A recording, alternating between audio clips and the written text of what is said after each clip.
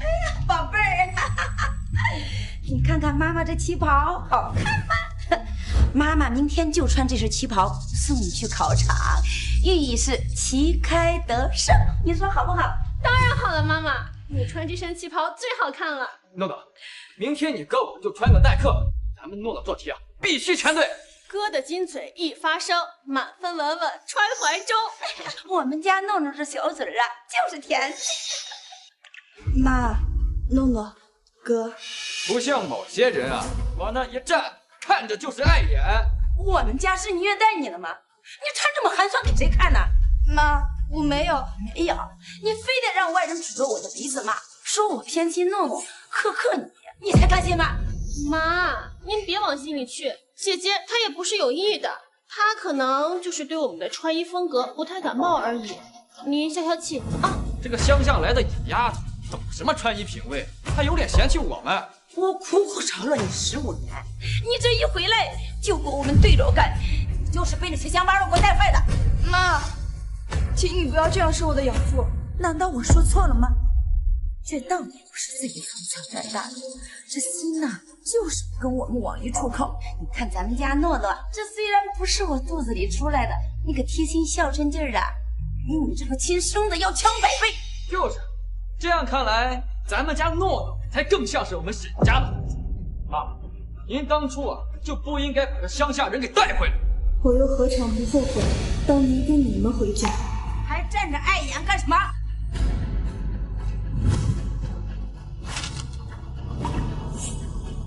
赶紧给我上去，不换好衣服别给我出来！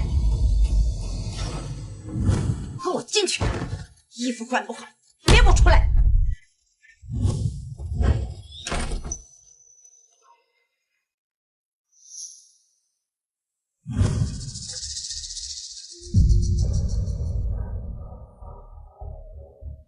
我又何尝不想穿得漂漂亮亮体面些呢？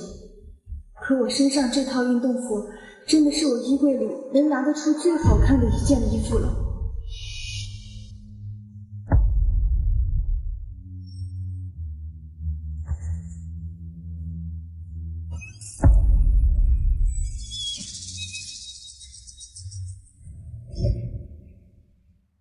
4年前，自幼被拐的我，终于回到了父母的怀抱。时隔15年，您终于找到被拐的亲生女儿，请问沈总现在作何感想？非常感谢媒体和好心人的帮助，终于让我找回了我的亲生孩子。我发誓，我会用我的后半生去好好的补偿我的女儿，绝对不会让她受到一丁点的伤害。那一刻，我曾以为自己会是全天下最幸福的人。爸妈第一时间带着我见了他们收养的女儿。诺诺，我们把姐姐找回来了。姐姐，他们给她用了曾经属于我的名字沈月。快去，这是谁呀？你妹妹？她用着我的名字过着我的人生。快去呀！去呀！姐姐，我之前老听爸妈提起你。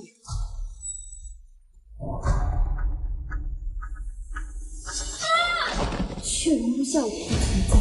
姐姐，你为什么要这样对我？我只是想要有个家呀！诺诺，诺诺，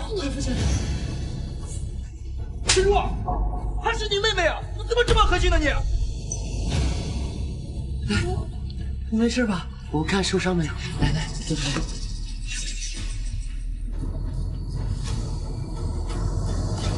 为了安抚妹妹，爸妈答应她继续用沈诺这个名字，而我只能改名沈若。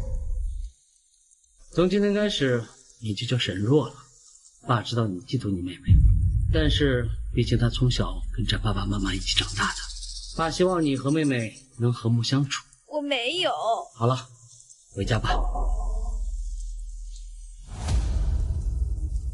本以为将名字让给她，我会真的重获安宁，没想到那竟是我步入地狱的开始。小诺，快看！起初遇到沈诺任性妄为的时候，他们还会跟我商量让我让着他，小若，这是爸妈特意为你精心打造的公主房，喜不喜欢？姐姐真是好福气，只有沈家的亲生女儿才配拥有这么好的房间吧。没关系，爸妈，我知道我只是个养女，不应该有这种奢求。可是爸妈，我求你们别把我赶出去行吗？诺诺，爸妈怎么会能赶你走呢？是啊，诺诺。爸妈，你们不能因为她沈若是你们的亲生女，就对诺诺厚起来。不同意。哥哥，我不想让爸妈为难。诺诺，这怎么是为难呢？这本来就是你应得的。是啊，诺诺，从小到大，爸爸妈妈最爱的就是你。小若，你是姐姐，应该让着点妹妹，这样好不好？爸妈以后再给你打造一个比这个更大、更漂亮的房间，好不好？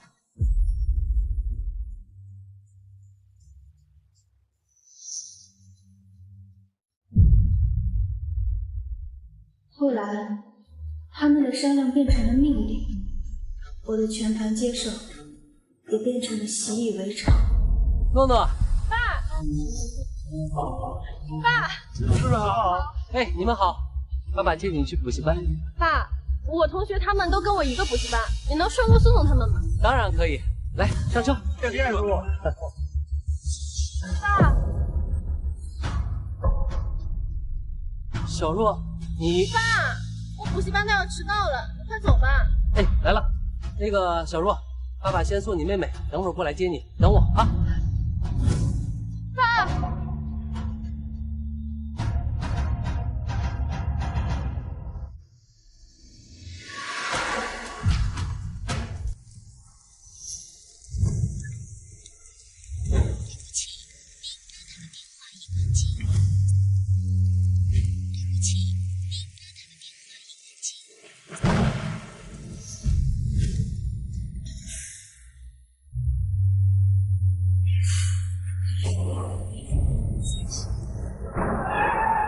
同学打车吗？师傅，去天燕别墅多少钱啊200。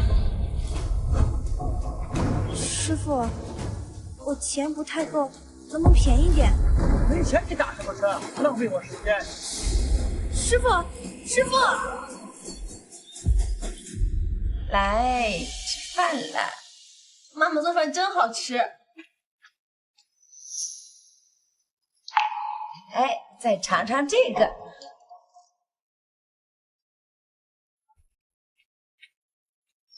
你回来了。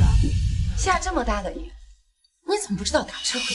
该不会是故意在人面前卖惨求关注吧？哎，你小小年纪，你心思怎么这么灭呢？妈妈，哥哥，你们就别说姐姐了，可能她就是在乡下住惯了，还不适应城市的生活而已。我妹妹感冒了，你赶紧进去，收拾干净再出来，别把凉气供给她。快去呀！那是我第一次清楚意识到，自己根本融不进这个家。来这吃个虾，吃虾对身体好。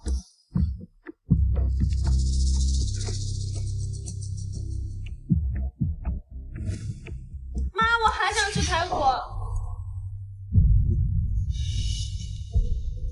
诺诺呢，从小被我们惯坏了，你这当姐姐的，应该让你。这最后一块排骨呢，就给诺诺吃。来，这儿有虾，你吃虾。我对虾过敏。过敏呢？过敏你怎么不早点说呢？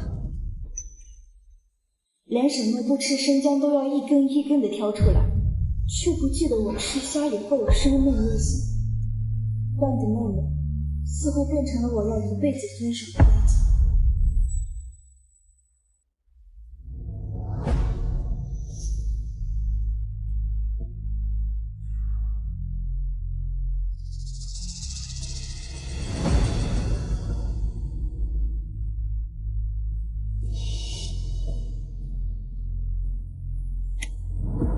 明天就要考试了，他们应该带着沈诺出去吃大餐了吧？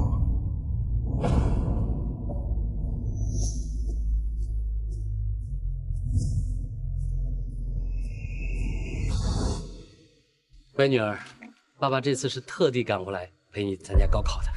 是啊，诺诺，这次有了咱们全家人给你助力，一定能考上一所理想的大学。妹妹，哥哥相信是最棒的。谢谢爸爸妈妈，哥哥，我一定会加倍努力，争取考个今年的状元，为咱沈家争光。我就说嘛，咱诺诺呀，一定是我们沈家最有出息的孩子了。就是，走，回家。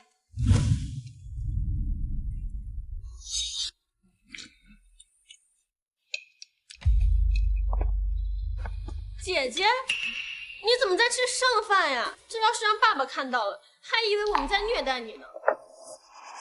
你这是故意算准你爸回来的时间，还穿着你这身破衣服在这装可怜，告我的状是不是？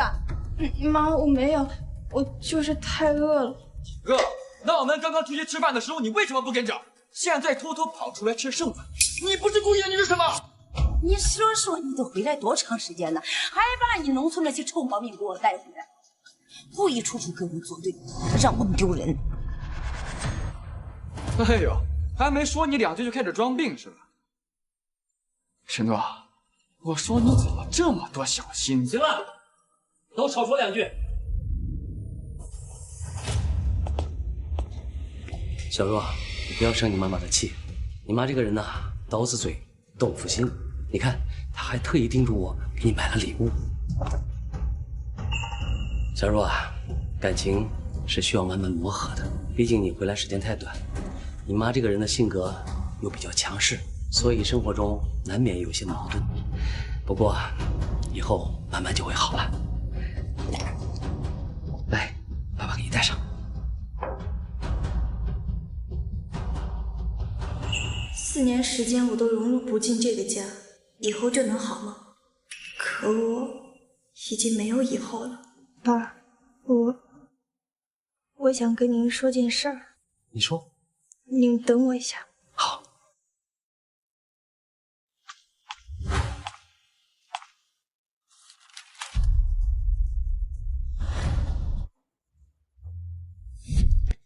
说你怎么那么偏心，送给沈若那么好的镯子，我们家诺诺呢？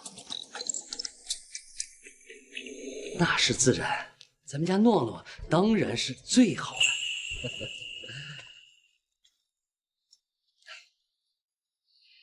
这是之前诺诺相中的那款跑车，下了飞机，爸爸第一时间到4S 店预定了。怎么样，喜欢吗？喜欢，谢谢爸爸。这还差不多。诺诺，这次考试要好好加油，为咱沈家争光。哎，小若，你刚才要跟我说什么来着？还在这给我站着，赶快给我滚回去睡觉，别在这打扰我们诺诺休息。行了，少说2句。小若，不管什么事，等明天考完试再说。不早了，都早点休息。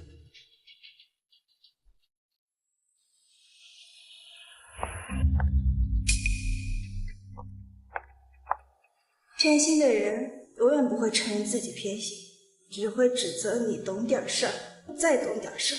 可我还不够懂事儿吗？而我的懂事又为我换来了什么？您这情况还是让家长过来一趟吧，有些事还是得跟家里人说清楚。医生，你有话可以直接跟我说，我爸爸他们忙，抽不开身。你这肾衰竭的指标已经达到临界值，身体各项机能都在快速下降。那我还能撑到毕业吗？姑娘，你也别抱太大希望，最多也就这几天了。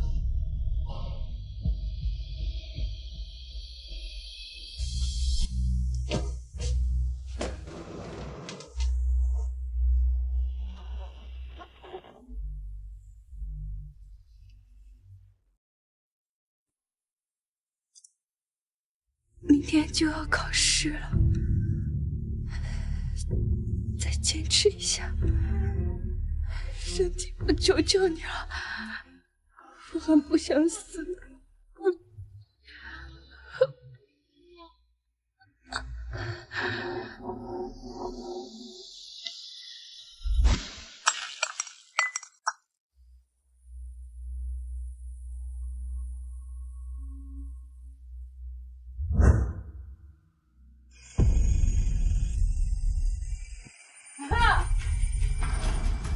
今天就考试呢，怎么还不起床？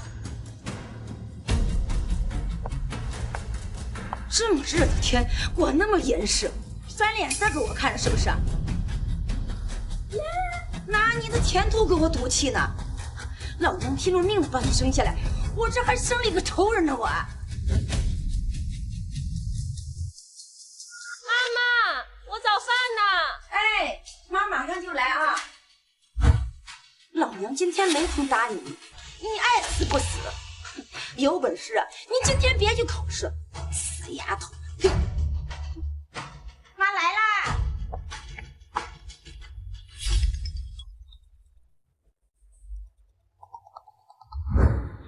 姐，来了。小姨，你怎么来了？这2个孩子不是今天高考吗？我去求了2个文商服，图个好彩头。来，谢谢小姨。哎，小若呢？这丫头正给我闹脾气呢，到现在都没起床，干个什么事情都磨磨蹭蹭的，一股小家子气，一点都不像我们家的人。孩子努力了这么多年，为的就是今天这一天，他不会这么无视你。哼，他这故意挑今天的日子，就是想戳摸我眉头呗。我是让你看看。小若，小若，小姨进来啦。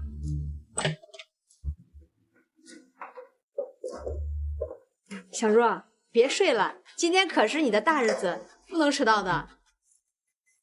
小若，你的教养被狗吃了吗？长辈在这跟你说话的，你连床都不起，真不知道那些乡下人怎么教育你的。是不是生病了？小若不是这么没教养的孩子，盖这么严，不会发烧了吧？你别管他，这么大人了，自己生病就不会说吗？就让他自己在这给我作。他要是赶不上考试，就滚回乡下或种地去。姐，别这么说小若。我看他骨头到底有多硬，能撑多久。你明天不是要上班吗？赶紧走吧。小若，小姨祝你金榜题名。放马就强，走了。诺诺，考得怎么样啊？挺好的呀，应该没什么问题。我就说嘛，咱们诺诺一定能考上清北，说不定啊还是个状元。哥，还没考完呢。就算是没考完，咱们家诺诺呀，一定考得也不错。就是嘛，诺诺，你也太谦虚了。等你考完，哥一定风风光光的给你办个升学宴，让所有人都知道我的妹妹啊有多优秀。爸已经订好了机票，等你考试完，咱们一家直接去马尔代夫旅行。真的吗，爸爸？太好了！哎，小若呢？也不知道她考得怎么样。管她干嘛？这个没出息的死丫头，她就算再怎么考，也只能考个专科，怎么能跟诺诺相比呢？就是。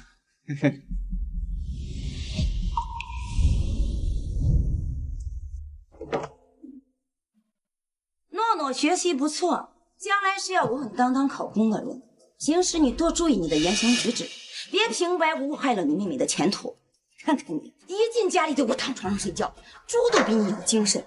再看看诺诺，只要一进家门就进房间复习，人家就是奔着光明正道去的。你看看你，成绩练得底儿朝天，还懒得跟个蛆似的。说你的没听到啊？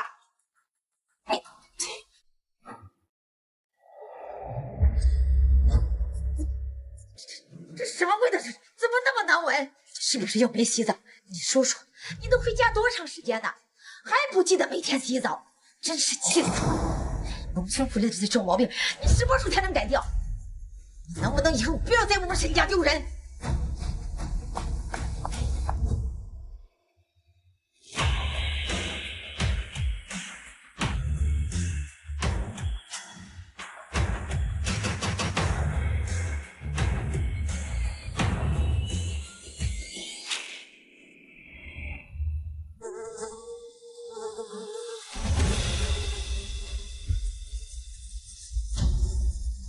这回子我必须拍个视频发到朋友圈，让他们那帮朋友看看咱们高冷女神的另一面。我想你不准把你给我杀了！杀了！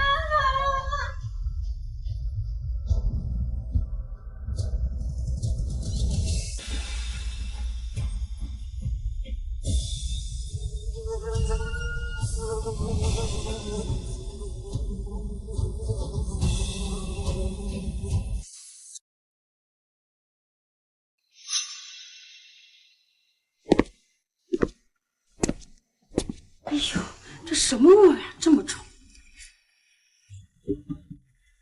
小若小姐，你在屋里吗？小若小姐，你应一声啊！这该不会出什么事儿了吧？这……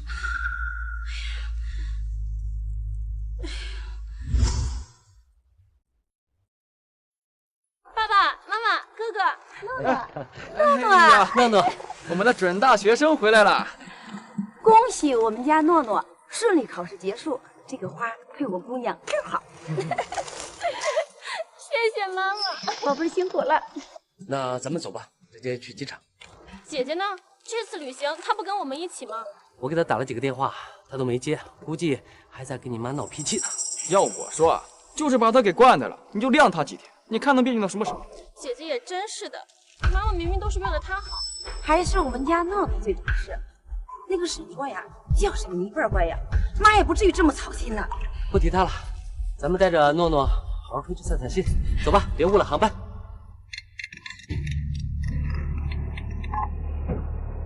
张阿姨，怎么了？夫人，你能不能回来一趟？我担心小若小姐，她可能出事了。什么？怎么了？张阿姨打来电话说，诺诺把自己反锁到房间里，怎么叫都不愿意出门。他们有什么事儿？无非就是装模作样耍脾气了。难道他没去考场？他去不去又能咋？就他那脑子，你到了考场也是给他们沈家人丢脸。我已经叫了看守公司了。那咱们赶紧回去吧。哎，爸，他都多大人了，难不成自己还能在房间里憋死啊？你这混小子，怎么能说这样的话呢？姐姐也许还在怪妈妈吧。今天早上出门的时候，我看见她了。我问姐姐要不要一起去考场，结果她凶巴巴的对我说别管我，然后就自己回房间了。什么？看我说的啥？她这个上不得台面的野丫头。这个你竟然在这个关键点上给我闹事！沈家怎么出了这个不知好歹的东西？回头非好好收拾他不可。沈若，你还赖着不去考场？你要是想靠装病来博取爸妈的同情，那我劝你别做梦了，他们只会越来越讨厌你。沈若，你听见没有？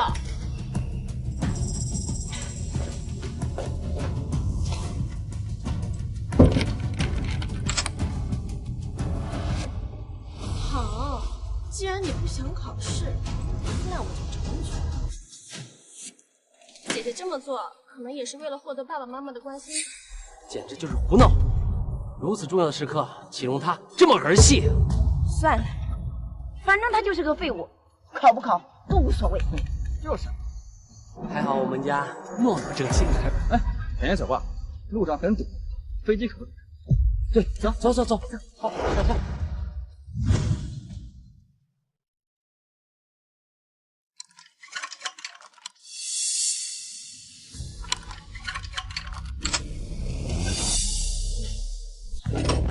好了，谢谢师傅。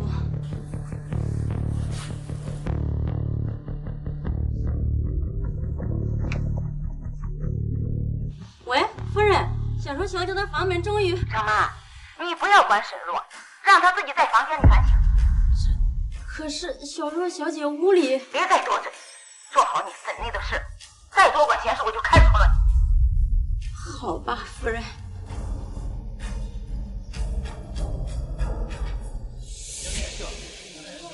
怎么住人呢？发现了！哎，沈先生、沈太太，你们可算是回来了。哎，我说你们物业是不是有毛病啊？我们一家人好不容易出去度个假，就因为这点事把我们叫回来。今天就是，我女儿刚考试完，等着出去放松呢。有什么事儿不会等我们度假回来再说。实在对不住啊，沈太太，可这事我们也没办法呀。你闻闻你们家这味儿，比茅房还臭。你还好意思到外边逍遥？你这人说话怎么这么难听啊！来，你闻闻，整个别墅区都弥漫着你们家的馊臭味儿，你还好意思在这凶？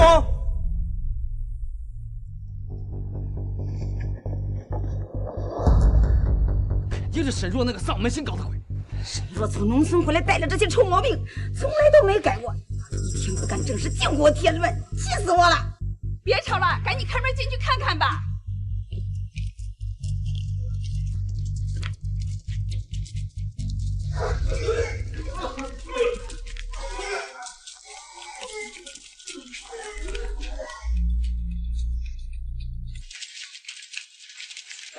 水落这个畜生，我就是养条狗也冲我摇摇尾巴，这一天到晚就知道跟咱找事。沈若，你在屋里搞什么鬼？赶紧给我滚出来！你们快看，那地上那是什么东西啊？这太恶心人了吧！我进去。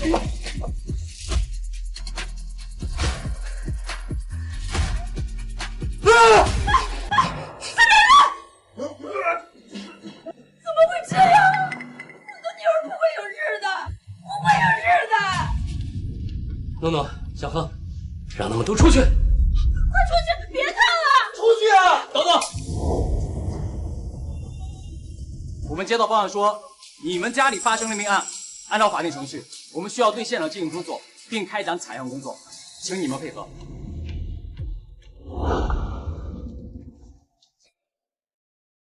检查得知，死者是我们的亲闺女，她天天都在我们眼皮子底下，一举一动我们都看着，不可能是他杀，绝对不可能！我现在就联系殡仪馆，把人拉走火化，使得你们警方再分析调查。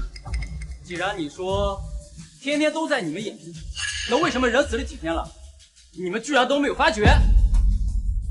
就是，人臭了都不知道，也不知道父母到底怎么当的。哼，这话说的，晚几天呀，被蛆虫捅的土都渣的不剩了。这孩子也太惨了，自己就这么不明不白的没了，亲爹亲妈带着个养女在外边逍遥度假，连他没了都不知道。这世上哪有这样的父母啊？真是可悲又可恨呐！是我的错，是我的错，是我害了，是我杀了他。你说什么？啊！检查得知，都是误会。爸爸，可能一时是我的死，脑子糊涂了才乱说的。他怎么可能杀自己的亲生女儿呢？这绝对不可能！是我的错，是我的错，是我的错。哎，妈，快把这个女士送到医院！你们3个人陪我去警区做一份详细的笔录。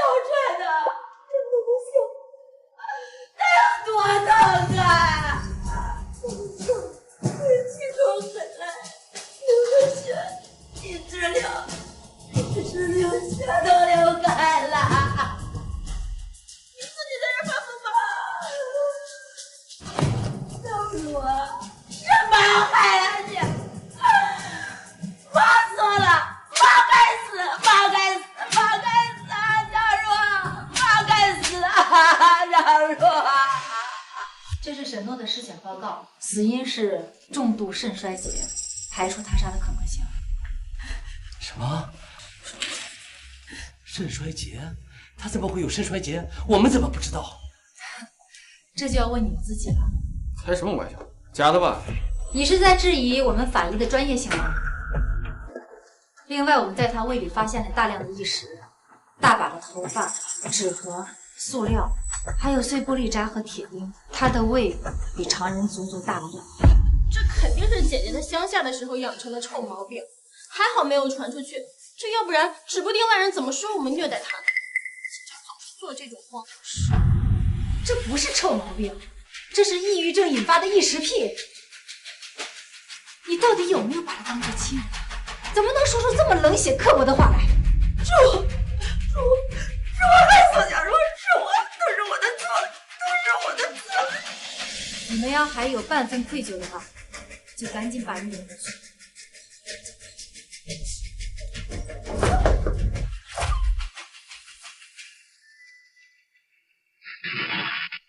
爸，我们赶紧走吧，我总感觉这里阴森森的。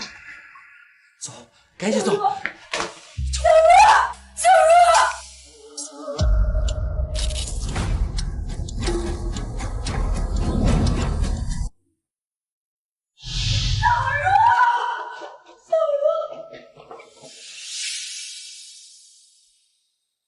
好了，大白天的，你发什么疯？爸，我们真的要把姐姐的遗体带回家吗？接什么接？他死的这么不清不楚，万一他真回来找我们算账怎么办？爸，他真的会来找我们报仇吗？是他自己心理虚弱，扛不住压力，自己想不开寻了短见，凭什么怪在我们头上？那我们该怎么办？等我回去找个靠谱的大师好好算算，看看怎么处理比较合适。小若，小若，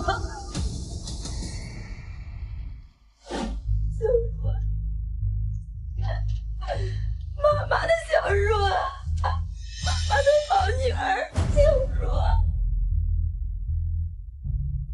妈，你干嘛呢？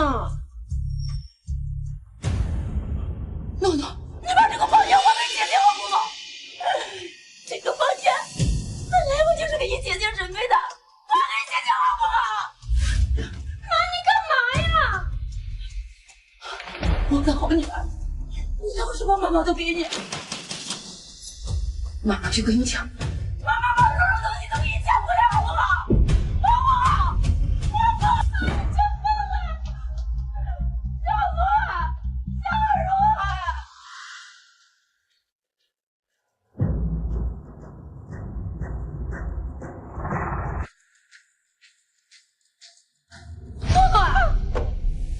妈，你能不能别装神弄鬼的了？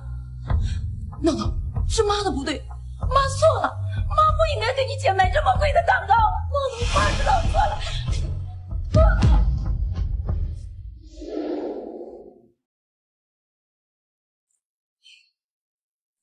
诺诺这孩子，终究还是容不下小若。你说这以后的日子可怎么办？小若打小就在乡下遭罪，如今好不容易被咱们接回来，这衣食住行哪样不是现成的？对他来说已经是天大的福气了。是啊，诺诺这孩子心思细，一点小事就能在心里琢磨半天。看来我以后要把这心往这边放，千万可不能出什么岔子。这万一他憋出什么心理毛病，这以后可不好办了。唉，是啊，趁诺诺不在家，妈给你买的蛋糕，听说这家蛋糕很好吃，快打开吃，别让他看到。小若，生日快乐！谢谢妈。小若，你也别怪妈，你这个妹妹打小都被惯坏了。你这个当姐姐的，咱们就让着点，就当你为了我和爸，好不好？我们家小若真乖。你个乡下人，也配吃这么好的东西？诺诺，今天是你姐姐的生日，我才给她买蛋糕。妈，你之前答应过我，只疼我一个人，你骗我！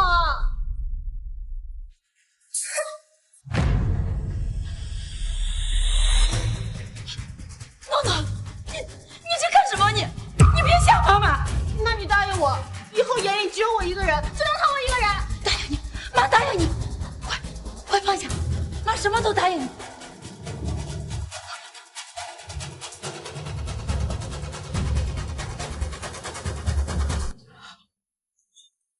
不可能，我爹怎么会出在小若的身上？他怎么会想不开？他只是所农村来的一个野丫头，不可能，他不可能有那么敏感。怎么了？爸，我妈她已经疯了，赶紧把她送精神病院吧。瞎说什么呢？诺诺，扶你妈妈回房间。去呀，愣着干嘛？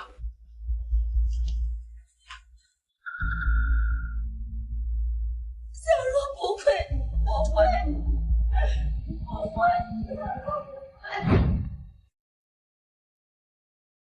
你好，请问是沈若同学家长吗？是的，请问你们是？这位是青兰研究院的周明远，周院长。他这次亲自来呢，是想邀请小若加入我们研究院的。这青兰研究院，那可是国内顶尖，在国际上都排得上号的地方，多少顶尖人才挤破头都进不去的。不过，不瞒周院说，小女今年刚高中毕业，连大学门都没进呢。你们是不是弄错了？不会搞错的。早几年我在一份学术期刊上发表的论文，有一处疏漏，就是沈诺同学最先发现的，他还特地写了邮件给我指出。从此以后呢，我们就有书信来往。他对一些学术问题，他的思路常常给我很多的启发呀。周院长这些年一心扑在传播设计上，那篇文章更是花了近10年的心血之作，里面的内容能看懂也是不易。可沈若同学不仅全看明白了，而且还指出了许多关键性问题，里面许多角度，就连周院长自己都是耳目一新啊！这等天赋，就是多少年都难遇啊！确实如此啊，他在流体动力学领域的天赋是我这些年见到最突出的。在我们的通信里，围绕着相关的课题，我们聊了许多，他也帮助了我许多。我们约定，他高中毕业就邀请他到青兰研究院，和我一起参与一些相关的设计工作。这份邀请既是对他才华的认可，也是我们早先说好的承诺。之前我就看见沈若在研究什么，难不成他们要找的人真的是他？可是沈若已经死了。那沈诺同学现在在家吗？稍等一下，我现在就叫他出来。好。诺诺，一会儿安静点头就行，其他什么都不用说，快。诺诺，这位就是这些年一直和你通信、跟你讨论船舶设计的周院长。周院长这次来是邀请你加入青兰研究院的。周院长，跟您说一声，我们家诺诺最近刚把名字改了，现在叫沈诺，承诺的诺，这就是小女儿沈诺是吧？哈哈，能让我们周院长亲自来拜访的人，你是头一个。可见我们研究院对你的认可，可不是嘴上说说的。沈诺同学，你愿不愿意到我们青兰研究院呢？你们都不问问我的成绩吗？哈哈，能让周院长看中的人，成绩自然是不会差的。不过，你要是能拿到今年的高考状元，可以不用参加任何考核，直接就可以加入我们研究院的。状元？所以你今年的学习成绩怎么样啊？我这是在干什么？走，咱们看看去。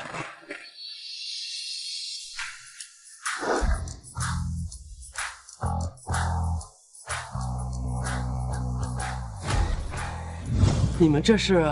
你是沈先生吧？你好，我是。你好，你好，沈先生，给你道喜啊！你女儿考上了全国的状元。之前诺诺自己估分说成绩不是很理想啊，这才多久啊？怎么一下子就成了全国状元啊？你看，这是清北大学的录取通知书。这怎么可能？怎么，这通知书有问题吗？没问题，当然没问题。我们这是太高兴、太激动了。高兴的还在后面。来，你看这市里为表彰状元，特地批下了20万的奖学金。我就说呀，沈若同学天赋异禀，绝非池中之物。如今又摘得全国冠军的桂冠，真是可喜可贺呀！那周院长，您刚才说的让我们家诺诺进青兰研究院的事儿，还作数吗？那当然作数了。太好了，谢谢周院长。这到底怎么回事？我根本不认识那个周院长，而且这通知书上的名字明明是我姐姐沈若呀。看来周明远要找的人应该就是你姐姐沈若。什么？这怎么可能？我早就知道了，我姐才是你们从骨子里疼的亲女儿，有什么好事你们肯定先想着她。你怎么能说出这种话来？这么多年，我和你妈对你什么样，你心里没数吗？那你凭什么要说周院长邀请的人是我姐？他刚刚都亲口邀请我去研究院了，你现在改口又说是他，为什么？之前我看到你姐在和别人通信，那个人应该就是周院长，这才有了这次研究院的保送名额。还有周院长亲自来邀请的人，其实应该就是你姐姐沈若。这怎么可能呢？我姐她都没参加高考，那怎么可能会是状元？说不定她是在考完试才去世的。再说了，你们两个人的名字本来就很像，倒也有可能是他们弄错了。对，没错，就是这样。那我姐姐她都已经死了，保送名额怎么办？事已至此，我倒觉得这个就是天意。什么意思啊？说到底，你姐姐沈若终究是我们沈家的骨血，她这一死，倒为沈家做了最后一件大事，让我们沈家彻底站稳脚跟，成为行业里的龙头。诺诺，你给我记清楚了，沈若也好，沈诺也罢，从今天开始，你们就是同一个人。诺诺，到了研究院，一定要好好努力，给沈家争光。我一定努力。我的女儿是最棒的。妈，你就放心吧。沈若同学，周院长。小若，小若，小若，我是你妈妈，小若。妈，胡说八道什么呢？我姐姐她早就走了，你在这胡说八道，让别人听见像什么样子？快别这样了，行吗？女士，您认错人了，我是你妈妈，小若。这怎么回事啊？周院长，实在对不住，我家大女儿刚刚才去世不久，我老婆一时接受不了，受了点刺激，所以怎么是你？你们认识？哦，是这样的，沈先生和沈太太带着养女出去度假，亲生女儿没有得到及时救治，惨死家中。我正好是负责这个案件的法医。沈先生，我这个师妹啊，说话是直来直去的，不会弯弯绕。那说起来，在青兰研究院的时候，她是我们院最年轻的核心研究员。要说论天赋啊，那全院没有几个能比过她的。白法医，这位是？这孩子的身形怎么跟小若这么像？这是我的干女儿陈婉宁，她今天第一次来青兰报道，我带她到处转一转，熟悉一下环境。几位还有什么问题？没有，我只是觉得她跟我的大女儿有几分相似。那沈先生肯定是看走眼了，我们婉宁可不敢高攀，给您当女儿。白法医，你看您这话说的，我在胡思乱想什么呢？沈若明明已经死了，而且就死在我们眼前，怎么可能突然冒出来？一定是最近太乱了，看眼花了。咱们青兰20年了，选学生向来严苛，像这样拔尖的苗子本来就少见。那偏巧他们两个不仅天赋出众，而且啊，研究的方向还碰到一起了，这真是缘分呐！慧敏啊，我看啊，不如这样，咱们为他俩办一个小竞赛，也算是别样的迎新会吧。一来呢，也让新人能够快速融入研究的氛围；二来啊，让我们看看这样的好苗子能发出多大的光。你觉得呢？我没问题，一切都依我干女儿的。我同意。那沈诺呢？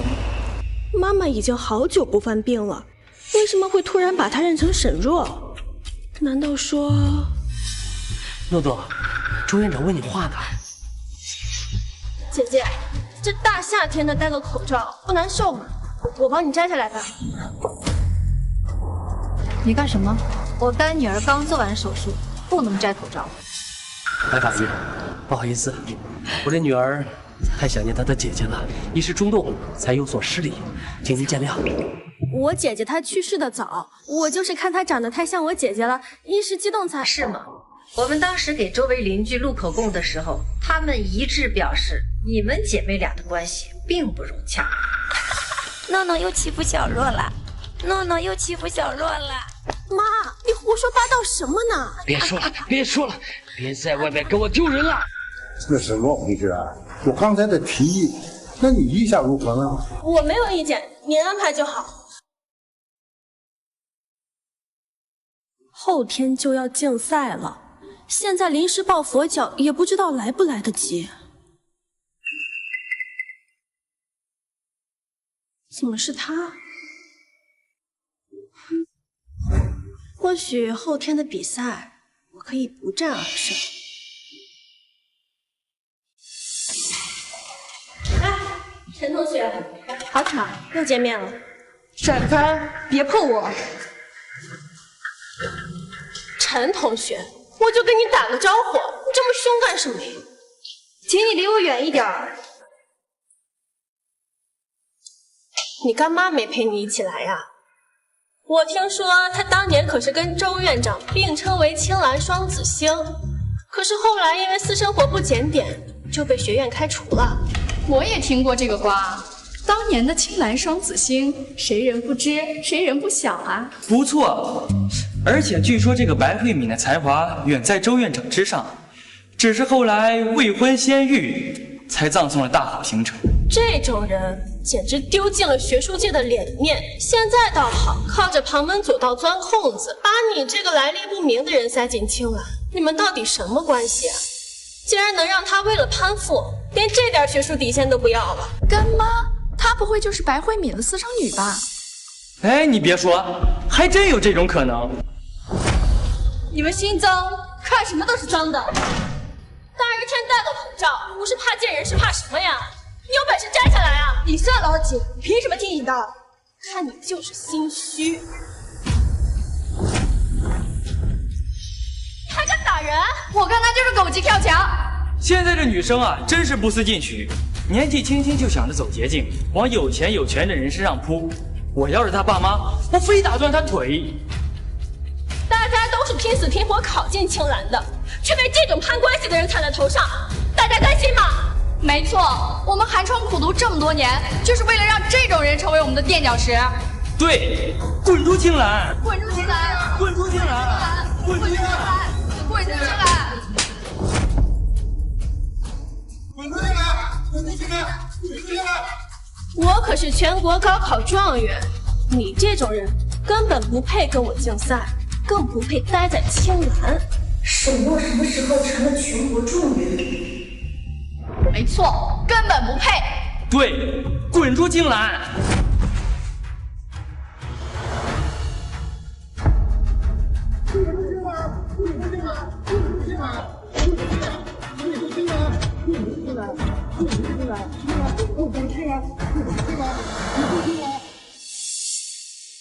你这种货色根本不配跟我竞赛，识相的话就自己退出，否则我就把这个视频放到网上，让你一辈子也抬不起头。贱人，给我把他按住！我今天倒要看看你究竟是个什么东西！放开我！你们在干什么？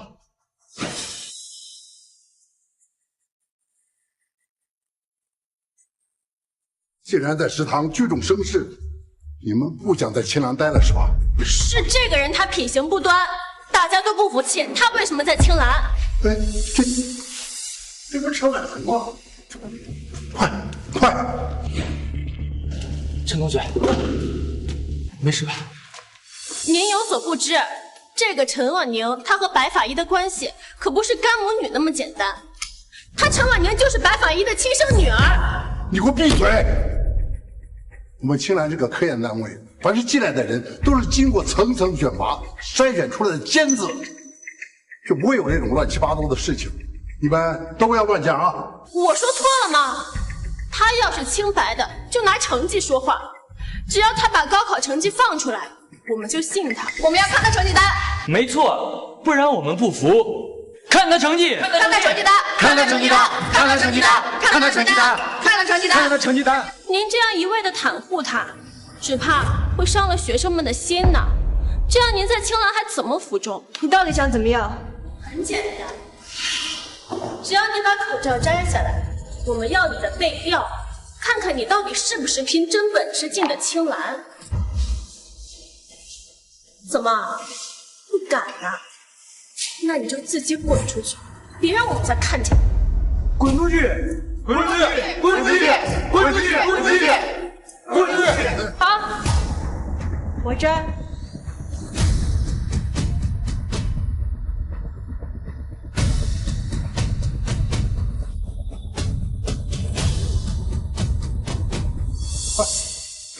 这么严重？快送医务室！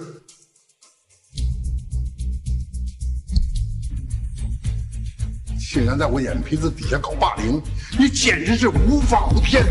我不是故意的。沈诺，我劝你收敛一点，要不是看你是难得一见的天才，我早把你赶出青兰了。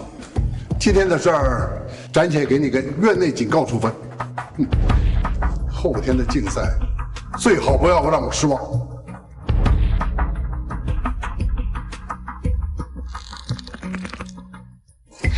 婉宁，你给我等着！婉宁，婉宁，怎么样？让我看看伤的严不严重？哎呀妈，不碍事的干妈，一点小摩擦而已。他们简直无法无天！不行，我得报警。干妈，现在还不是时候，马上就是知识竞赛了，是时候给他们准备一点惊喜。你决定了？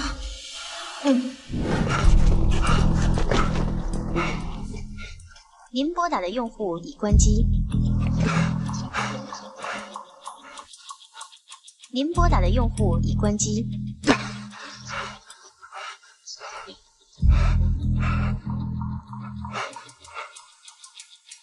喂，出事了！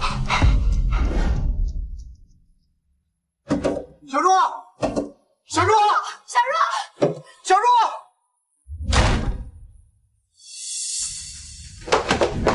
小若，小若，快送进医院！来，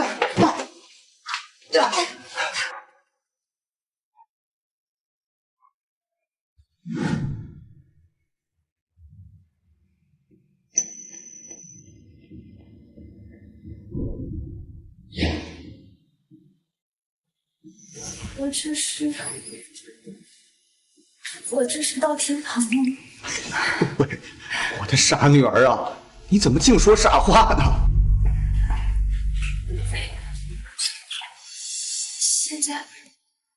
现在几点了？8点半了。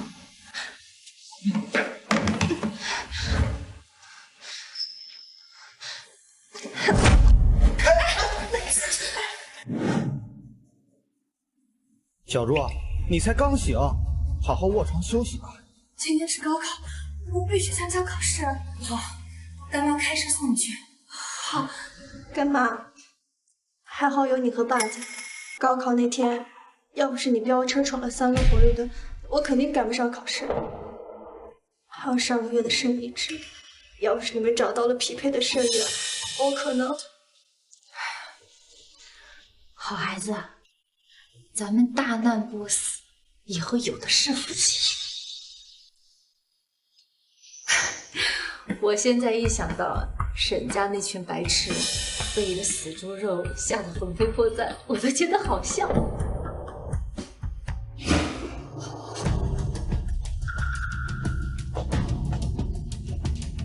这样能行吗？这可是定做的高度仿真假人，我还在里面填充了猪肉。只是这样做真的有必要吗？这也算给他们沈家人一个考验。如果他们能及时发现的话，就证明他们还是在乎小若的。那他们要真的没发现呢？看我就带小若走，给他改名换姓，从此以后跟沈家人再无半分瓜。月婷啊，还是你们家诺诺优秀，这青兰可不是什么人都能进的。不像那个沈若，就是一个丧门星。我们沈家呀，也不知道造了什么孽，出了这么个东西。这人都死了，你少说两句。他把我儿子送进监狱，断送了我儿子后半生的职业生涯，就连弟妹也是因为他的死变得疯疯癫癫的。我说他几句怎么了？停了！做大喜的日子，别说这不高兴的话。月婷啊，这弟妹和小恒怎么没来啊？哦，他最近一直在家里休息，小恒留在家里照顾他。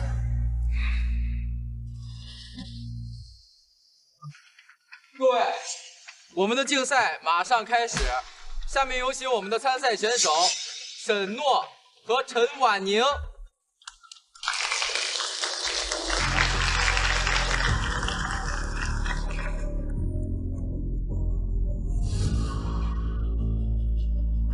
诺诺，加油！这陈婉宁是怎么回事啊？这是不是不敢来了呀？害怕也属正常，毕竟我们家诺诺是非常优秀的。这既然对方没有来，那是不是直接可以判定我们家诺诺获胜了？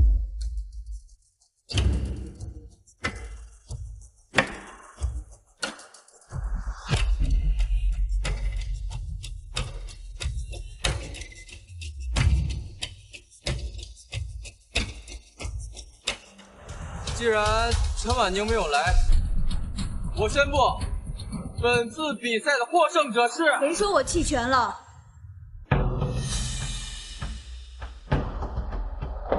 你还好意思来？我为什么不好意思？之前是你校园霸凌，导致我重伤住院，才差点没办法参加这次的竞赛。你好了，你们两个都是特招进青兰研究院的，这足以说明你们的潜力。我希望啊，在这次竞赛中，你们拿出你们的真实实力说话，让那种质疑者闭嘴，让旁观者心服。但如果害怕呢，那现在就可以主动离开。我可以参加竞赛，我也可以。既然这样，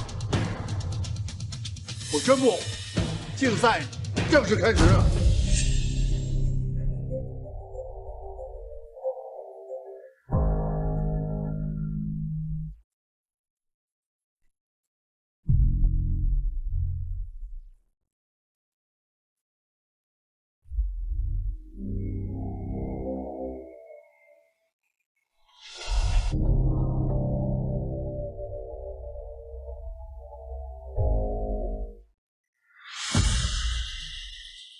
我写完了。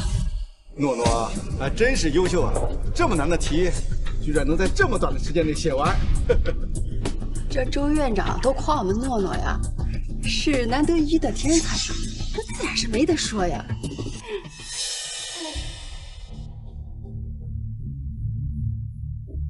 时间到，请评委上前评分。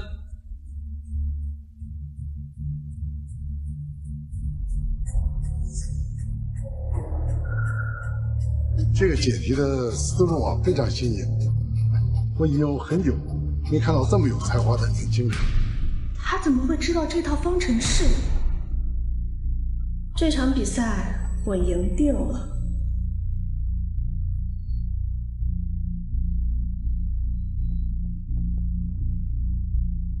这解题思路怎么跟沈诺的这么像啊？明明是沈诺先交卷的，该不会他是抄袭沈诺的吧？很有可能，这题这么难，肯定是他怕写不出来丢人，才想的这些歪门邪道。也难怪，他不就是靠着关系才进的青兰吗？没想到这陈婉宁还真挺厉害的，这么难的题都会。不过还好我提前看了沈诺以前的笔记，他的解题思路完全够我赢了这个人。婉宁是凭自己的实力进入青兰的。竞赛现场上这么多双眼睛看着呢，全程是他自己在答题。事实就摆在眼前，这就是公然抄袭。这成绩差一点不是什么大不了的事情，这作弊嘛就可耻了，这可是人品问题。这青兰呀，也不知道在哪找这么恬不知耻的东西啊，真是寒了多少人的心呢！哎，都不要吵了。虽然这两人解题的思路啊非常相似，但是这是在一个固定的公式上进行创新的，所以啊，这不代表抄袭。周院长，那现在怎么办？我们家诺诺这么优秀啊，可不接受平局啊！就是，我们才不接受平局。要根据这个情况，我看不如给他们两个再加赛一场，你们看怎么样？可以。那行。评委组通过商议一致决定，通过附加题的方法来决定竞赛的获胜者。这简直就是多此一举嘛！获胜者明明是我们家诺诺的。好吧，既然如此，那就由我亲自来出题。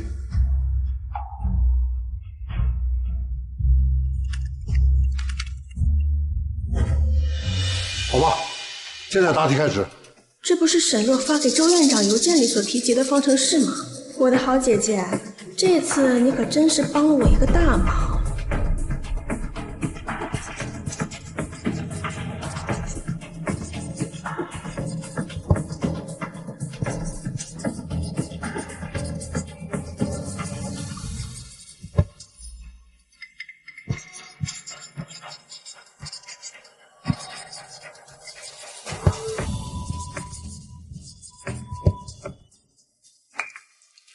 我写完了。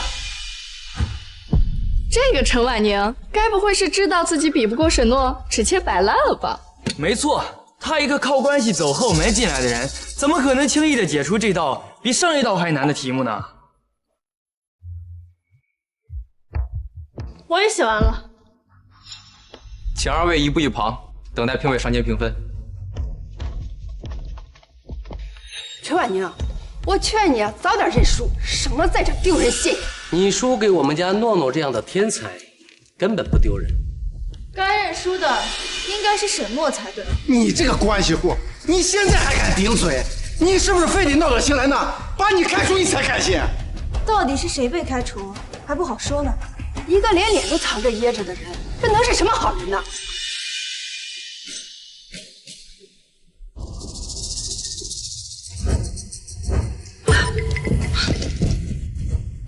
小若，沈若，你没死？这绝对不可能！怎么了？这是？看你们的反应，是我长得像某位雇员吗？这到底怎么回事？他们应该是认错人了。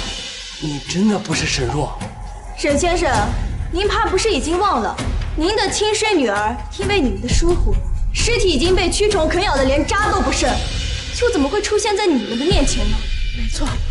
我姐姐沈诺已经死了，你不可能是沈若，不是沈若，绝对不是沈诺。什么蛆虫咬啃？诺诺，他说的什么？小若不是因为生病去世的吗？他刚才说的疏忽，这是怎么回事？小若虽然平时是不懂事的些，但毕竟是我们沈家的孩子。小若是你的亲生女儿，你是怎么对待她的？这小若到底是怎么死？这到底是怎么回事啊？我们带诺诺去毕业旅行，是我们疏忽，没有及时发现小若去世。你说什么？你太大意了！小若可是你的亲生女儿啊！这些事情晚点时间我再给你们解释好吗？沈先生，如果我没记错的话，您亲女儿的尸体现在应该还在太平间里躺着吧？你们如果想去看看，现在还来得及。什么？你说什么？小若的尸体到现在还没火化呢？这不都是已经死好几个月了吗？是算命大师说，不能把小若的尸体拉回去，要不然咱们沈家都会倒大霉的。你到底是不是小若的亲生父亲呢？你怎么能这样对她呢？哎，够了！加赛的结果现在可以公布了。在此之前，我想向沈诺同学问一个问题：你是怎么想起来用这个公式来解决这道题的？当然是因为这是最方便便捷的解法。这可是沈若和周院长信中提到的公式，绝对不会有问题。获胜的应该是我们家诺诺，对不对？这还用说？这肯定是我们家诺诺获胜。我宣布，这次竞赛的获胜者是陈婉宁同学。什么？陈婉宁就写3行半，他填什么赢？这果然是关系户啊！可以公开作弊，这真是无法无天了。我承认，我有私心，我向大家道歉。周院长怎么能这样？这种级别的比赛怎么可以公然舞弊？我也要向陈婉宁同学道歉。你也不能因为事情败了就给陈婉宁道歉呀，这也太不像话了。看来这陈婉宁的背景真硬。原来是这样，真是学术界的耻辱，让堂堂青兰的院士当众道歉，这背景，想想都可怕。我要退出青兰，有他这样的人压在我们头上，我们这些寒门学子一辈子都不可能有翻身的机会。耻辱！耻辱！耻辱！耻辱！这道题，沈若同学他早就知道。周院长包庇的人是沈诺，这怎么可能？这赢的人不是陈婉宁吗？周院长，你到底在说什么呀？诺诺，你快给大家解释解释。还是我来说吧。早几年，我和沈诺同学通信中探讨过这个问题，而现在沈诺解这道题的思路，就是当年我最早的解题思路。您的意思是，诺诺以前就知道这道题？确实如此。那既然这样，他怎么还会输掉比赛？因为这个答案是错的。什么？这怎么可能？那封信里，周院长明明信誓旦旦地炫耀了自己的研究成果，他是青兰的院士，怎么可能出错？陈诺同学，你忘了吗？当年我们通讯的时候，清清楚楚指出这种解题思路是错误的那个人，就是你啊！我们原本约定下一季的通信中，把他的解题思路分享给我，可是后来不知道因为什么，这个通信就突然中断了。所以说，您把这道题作为这次竞赛的附加题，就是为了得到最佳的答案。不错。当时迟迟没有给您回信，是因为我回去想了很久，我发现您的方法就是最正确的方法。是这样吗？没错，我想了很久，我始终觉得这就是最合适的解题方式了。果真如此啊！当然了，这可是您研究了一辈子的心血，怎么可能会出错？我当时太不自量力了。沈诺，你太让我失望了。这周院长，你到底是什么意思？这诺诺到底做错什么了？当然是马屁拍在马蹄子上。周院长生平最讨厌这种人。是啊，周院长之所以如此重视沈诺，就是因为沈诺在周院长发表的论文上提出了质疑。这才几年啊，沈诺怎么变了？你们懂什么？这是我们家诺诺有教养，不想在大庭广众之下驳了周院长的面子。那也不能因为这样就判定陈婉宁获胜呀。是呀，这个结果我们不服。陈婉宁获胜，是因为他写出了真正的正确答案。怎么可能？他就写了2、3行，怎么可能是正确答案？越是困难的问题，往往解题的思路越简单。但是当年你告诉我的，你忘了？用自己否定过的答案进行解题，又对自己曾经说过的话一问三不知。师兄，你真的核实过现在站在你面前这位同学的真实身份吗？有没有可能，这封信根本不是他写的？不是我，难道还是你吗？婉宁同学提出的是合理的质疑。沈诺同学，你这么激动，该不会是心虚吧？谁心虚了？我根本没有。周院长都说了，一直跟他通信的就是我们家沈诺，还会有错吗？据我所知，沈先生，你还有一位大女儿叫沈若，婉若的若，从小成绩优异，尤其擅长科研，并且获得过多次奖项。你不要乱讲话。是呀，我们沈家的事你怎么知道？沈先生，你怕是忘了，是我给你的大女儿做的师姐，她的资料我自然是知道的。那你的意思是，当年和我通信的沈诺是他的大女儿？沈先生，这到底是怎么回事啊？那当时你也是言之凿凿告诉我，和我通信的就是沈若，后来才改名叫沈诺的。你自己也当时亲口承认的呀。是诺诺，真的是个诺诺。恐怕沈诺并非沈若，师兄，今天这件事，希望你能给婉宁一个交代。这个自然。为了保证我们竞赛的公平性，我们组合评审组联合出题，3天后在直播镜头前，我们为他们举行一场正式的竞赛，你们看怎么样？陈果同学有什么问题吗？我没问题。那好，就这样定了。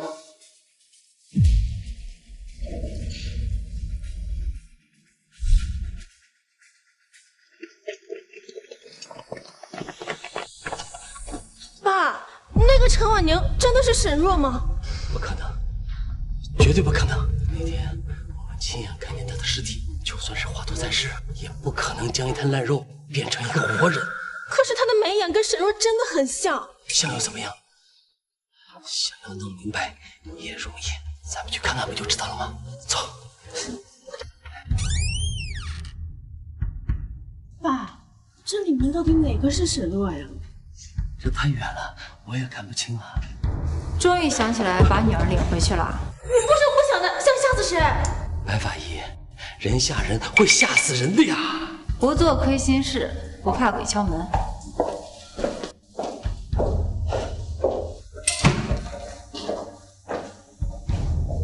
这个，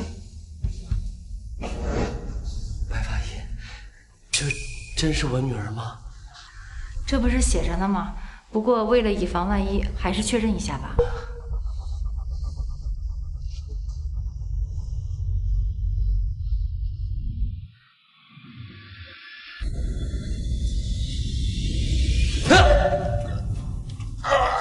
确认了吧？确认了，你快把布盖上吧。真的不再确认一下吗？万一弄错了。不会弄错的，这就是我的女儿沈若。那把字签一下，领走吧。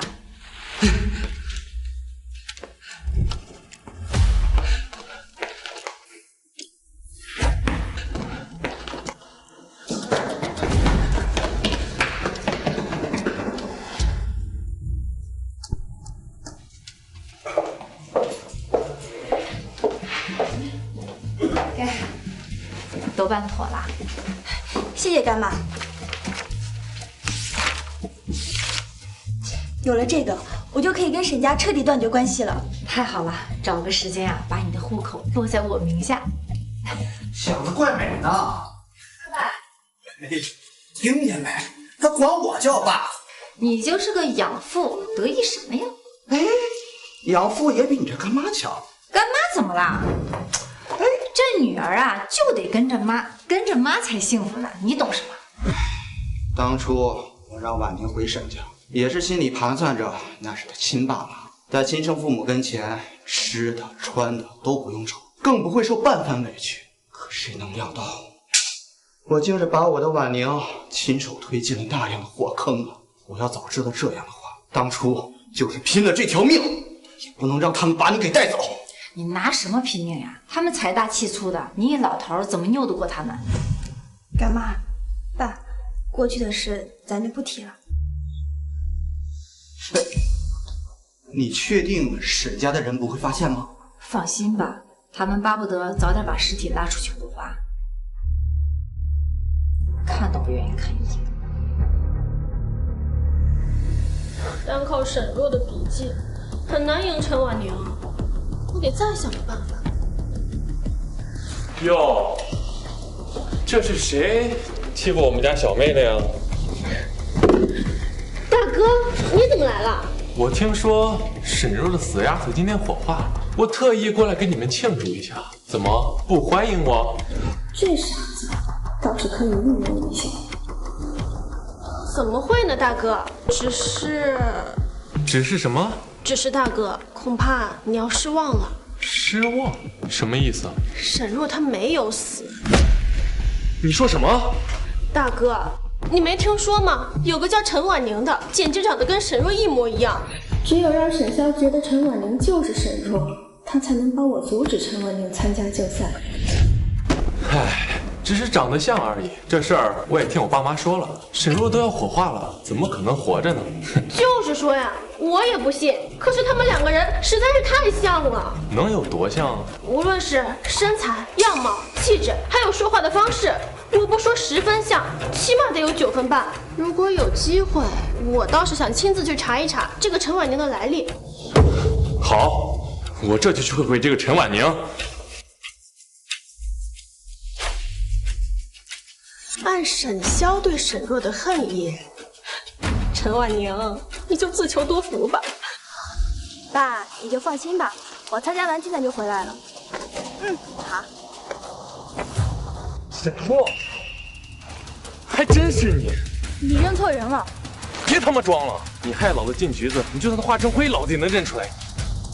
我再跟你说一遍，你认错人了。我叫陈婉宁，不信你看我证件。你还装？真是老天有眼了，让你落在我手里。我可没时间陪你发疯。你他妈敢打我！今天我就送你上路。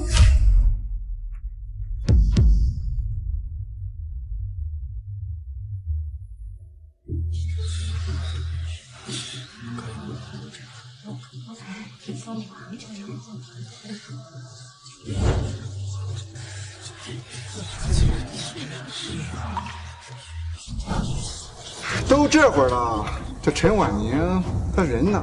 该不会是认怂了吧？他肯定是觉得呀，比不过咱们家诺诺，下次不敢来了。在我们家诺诺这么优秀人的面前，他临阵脱逃也实属正常。哎，各位评委，人到现在还没来，是不是该取消他的比赛资格了？时间快到了，婉宁怎么还不来？陈婉宁，今天的第一只能是我。院长，时间差不多了，我们还继续等吗？来，一切按流程来吧。是。我宣布，本次竞赛比赛开始，请选手作答。老陈，婉宁有没有联系你啊？他刚给我通过电话，现在应该已经到青南了。他还没有过来，电话也打不通。坏了，婉宁出事了。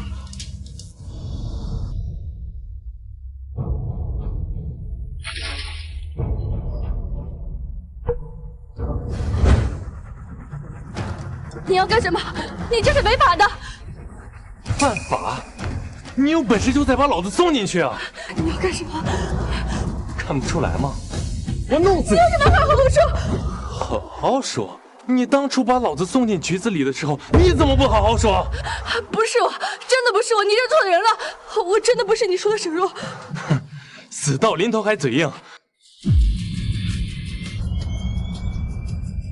我真的不是你说的那个人，不信你看我的证件，我的证件在包里，我真的不是。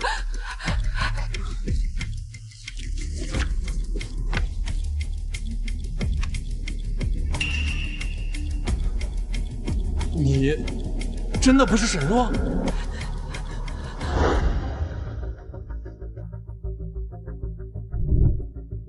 虽然还有很多题不会，但没有对手的比赛，要我怎么说？这不可能，你就是沈若！等等，死到临头了，就跟阎王爷说去吧。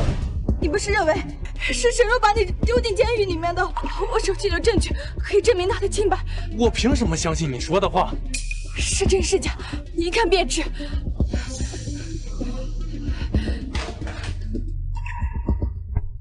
怎么是他做的？你真的是沈若？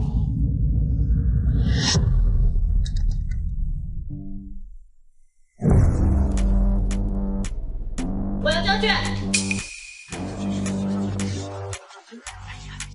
这陈婉宁到现在连影子也没见着，咱们诺诺的头名稳了吧？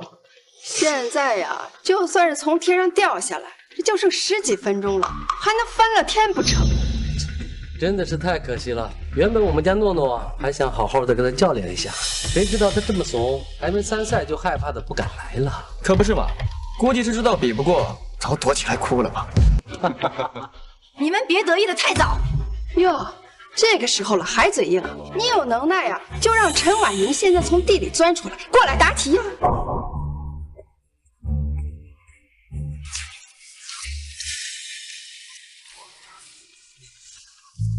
就是可以。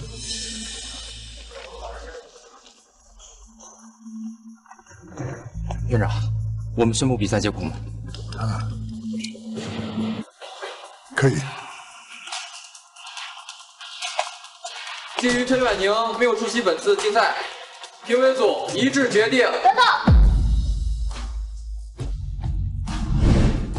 陈婉宁，你怎么在这儿？那你觉得我应该在哪？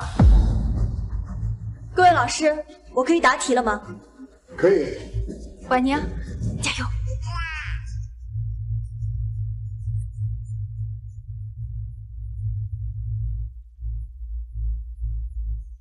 这就剩10分钟了，他能答几道题？是啊，他就在做无谓的挣扎呀。这就博眼球，输了也能说自己努力了。陈婉宁，你等着，这次我肯定。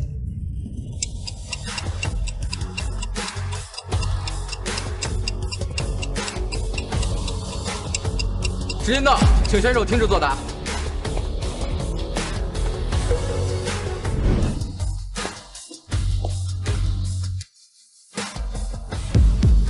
这还有阅卷的必要吗？直接宣布结果得了呗。是啊，这都做这么久了，怪累的，就没必要耽误时间了。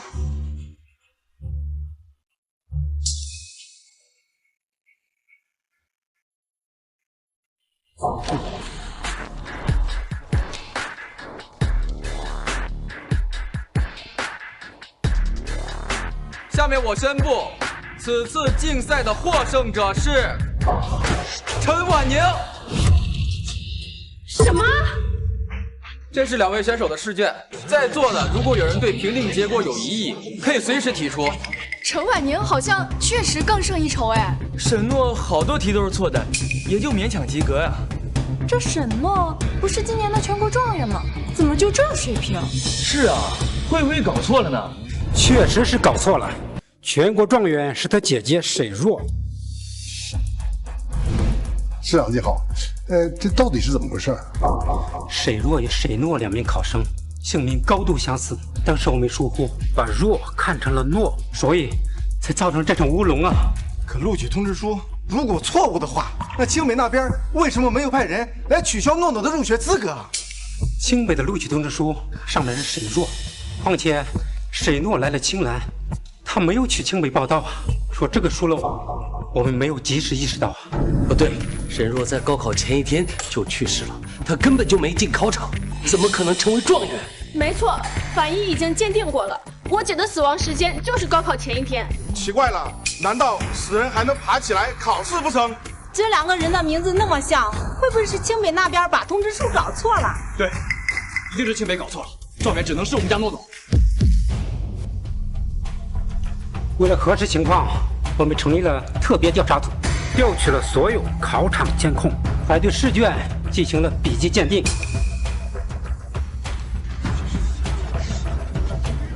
这绝对不可能！大家快看，陈婉宁的试卷名字沈若，她是沈若，陈婉宁就是沈若。不可能！陈婉宁，你少在这装神弄鬼，沈若已经化成灰了。我装神弄鬼？是你告诉堂哥我就是沈若，还撺掇他在赛前把我绑走的吧？你少在这血口喷人，我根本没有。要不是养父发现的及时，我现在已经变成沈萧铁棍下的冤魂，正好碎了你的心一对吗？沈诺同学，你到底是怎么回事？诺诺，你快说清楚呀！他怎么在这胡扯？你沈萧哥到底去哪儿了？肯定是你考不过诺诺，就编这种话来污蔑他。你们诺诺才不会做这样的事儿。都这个时候了，沈恒，你还护着你这个妹妹？他是我哥，护着我天经地义。我劝你早点说实话，你到底是谁？你不是天天盼着我是你姐姐吗？好啊，我成全你。我就是沈若。不可能，绝对不可能！沈若明明已经火化了。我原本可以安安稳稳当一辈子的陈婉玲，是你们沈家非要把我往死路上逼。这到底唱哪出啊？听说沈若才是沈家亲生女，这个诺诺是抱来的养女。我也听说了，当初沈若死在沈家，还是隔壁邻居闻到臭味才报的警。发现的时候，尸体都已经腐烂了。这家人就是偏心养女。这么说，这真是王者归来，回来讨公道了。我能证明他就是沈若。大家看清楚了，这是陈婉宁与沈先生的亲子鉴定书，上面清清楚楚地写着二人是亲生父女关系。这不可能！沈若，真的是沈若，可你明明已经臭了、烂了，还是说早已经被你们宋军化成一把灰了？沈先生，你怕不是老眼昏花了吧？连自己的亲生女儿都不认识了？我从小就患有严重的肾衰竭，在高考的前一天，我晕倒在了家里。是我爸，是我养父给我打电话，发现没人接，就知道我出了事儿，于是和我干妈一起找到了。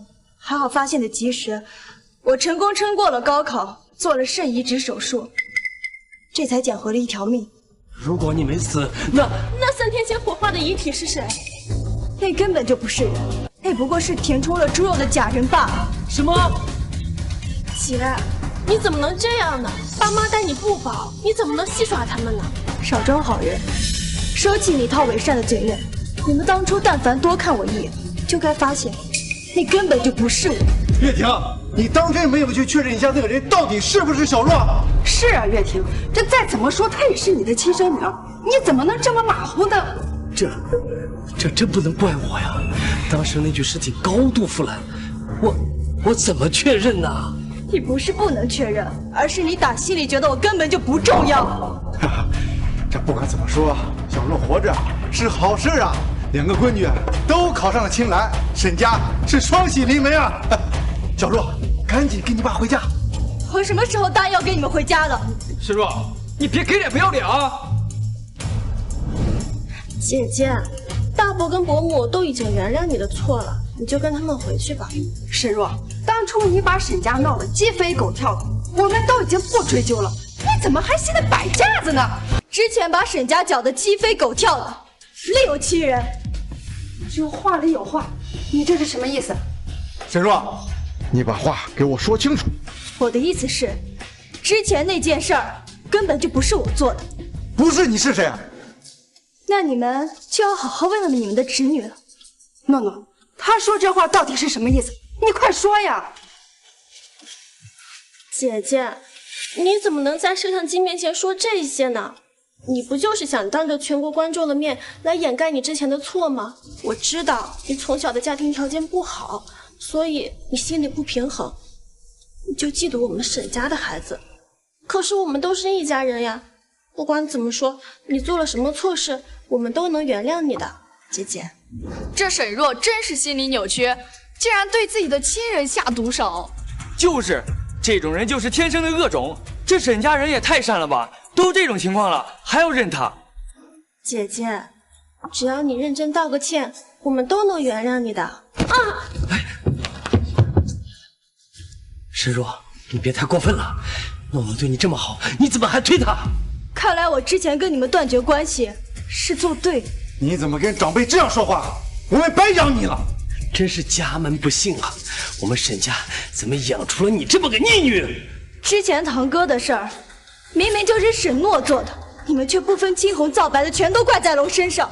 我之前念着你们有养育之恩，怕你们知道后对他失望、难过、生气，所以我一直忍着不说。我现在告诉你，我今天要和你们彻底断绝关系。那怎么可能？诺诺那么乖巧懂事，他怎么会干出那种事情？沈若，你自己做错了事儿，还要把屎盆子扣在诺诺身上，你还有没有良心啊你？犯了错还不知道悔改，你这种人就不配再回沈家。沈若，我们沈家的脸都让你丢尽了，我今天要当着所有人的面，好好的教训教训你。二叔，别动小若。我看这个是我女儿。哎，这是我女儿。哎，干嘛后边站？是你，儿子，来，儿子，你忘了当初他是怎么骗你的？爸妈，我们误会小若了。儿子，你可别被沈若给骗了呀，这都是他的一面之词呀。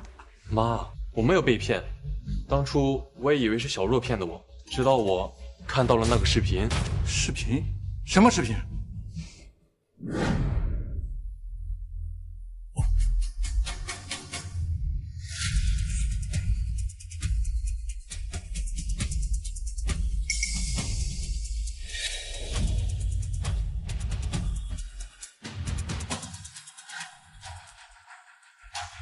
诺诺，这是怎么回事？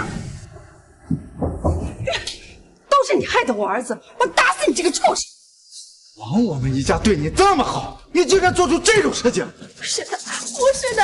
沈诺，我们沈家到底造了什么孽，才收养了你这么个狼心狗肺的东西？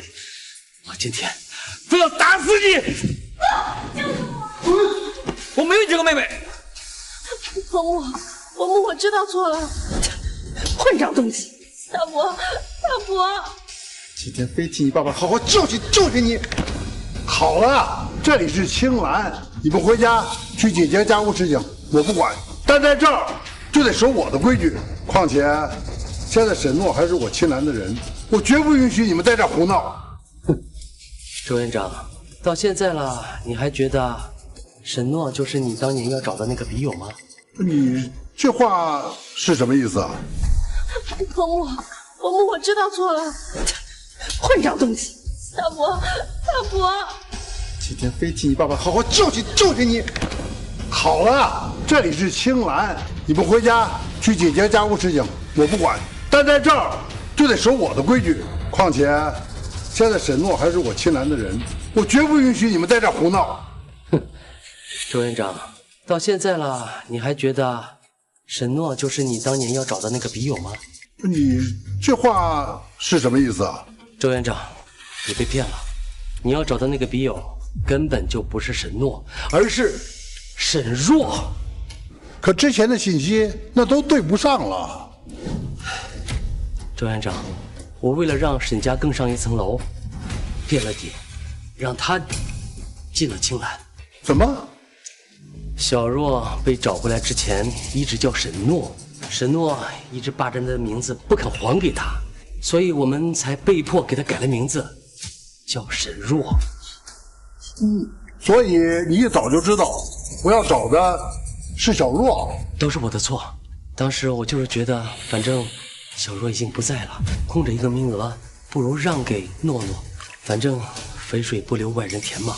哎呀，你呀就是猪油蒙了心。小若，都是爸爸的错，爸爸不好，爸爸给你道歉好吗？别，我可受不起。小若啊，之前是大伯错怪了你，就请你原谅大伯吧。是啊，小若，毕竟啊，我们都是一家人的。一家人，我可跟沈诺做不了一家人。小若，都是爸爸的错。如果你答应跟着我回沈家，我现在就立马就把沈诺逐出家门。爸，你怎么忍心这样对我？你别叫我爸，我不是你爸。小若，以前是哥糊涂，是哥哥的错，跟我们回家吧。可以后肯定好好心疼你，不让你受半点委屈。我可不稀罕。哈哈，小若啊，别耍小孩子脾气了，我们可都是打断骨头连着筋的一家人啊！哎呀，这家人哪有隔夜仇啊？家人，我和我爸和我干妈才是一家人。这再怎么说，他们跟你也没有血缘关系，不比我们沈家呢。血缘关系，以前我天真的以为血缘是这个世界上最牢不可破的东西，可你们呢？是你们亲手教会我，亲人可以自己选择，而你们根本不配做我的亲人。走吧，爸，走吧，妈。小若，小若，安静！我宣布，青兰研究院将沈诺除名，且未来永不输用。